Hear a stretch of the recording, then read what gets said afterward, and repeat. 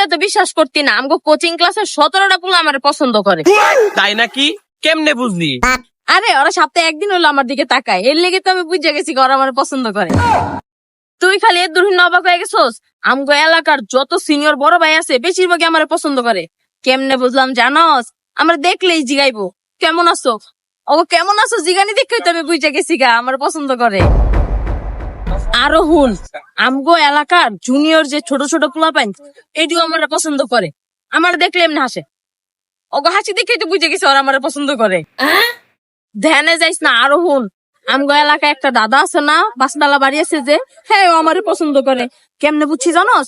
একদিন আমার দিকে তাকায় কইতাছে, কয় নাতিন একটা দাদি খুঁজা দিও। আমি তো বুঝা লাইছি আমার পছন্দ করে। দোষ আমি যাইগা। কেন তো যাবি কেন? আমি যে তোর লগে দাঁড়ায় কথা কইতাছি, কখন জানি কবি যে আমিও তোর পছন্দ করি।